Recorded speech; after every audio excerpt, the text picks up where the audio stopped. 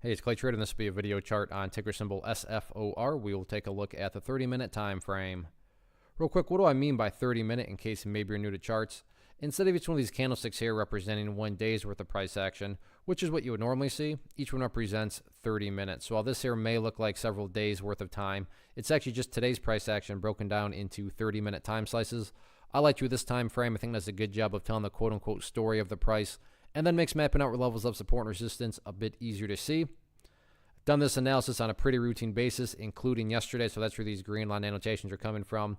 And a very nice overall day, yes, but even a better afternoon. Early on in the day, yeah, there was this pullback, but then essentially the remainder of the afternoon was a price, leveling out right there. And then the bulls made another run towards the end of the day and got actually back up above this level of support that I talked about in yesterday's video as being that ideal level of support. Meaning, hey, Clay, what would make this chart look the most powerful going forward if the price can stay up above that level? And yeah, it temporarily failed, but again, the price was able to get back up above it, so 0.022 still maintaining that support. And as I said in yesterday's video, if the price does stay up above there, that would be a huge sign of strength. On the flip side of things, not to pat myself on the back, but definitely to pat charts on the back, I promise I have not moved that green line there. If you don't believe me, I am not offended. You can just go back in the video archives and watch. But I talked about 0.019 as a level of support.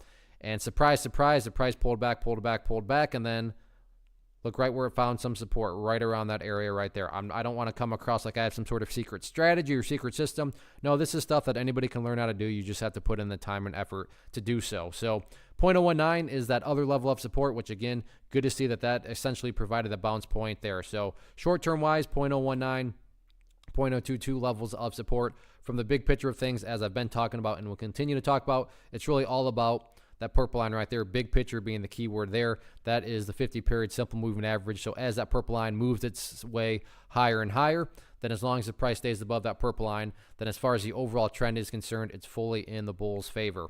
What about areas of resistance?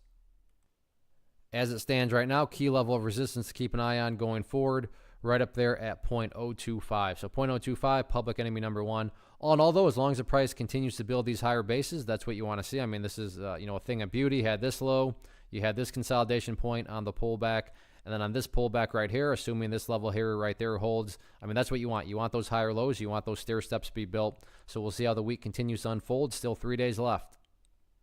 One of the biggest questions I get is, hey, Clay, how do you find the stocks that you trade? So what I've done is put together a free resource guide where I talk about the tools that I use to locate stocks that I find interesting and think may have potential. So if that sounds like something that could add value to you as a trader, then click on the image that is up on the screen right now, and I will email you the guide. The guide itself is very short and to the point, and best part, it's completely free. Thanks for watching the video. Let me know if you have any questions.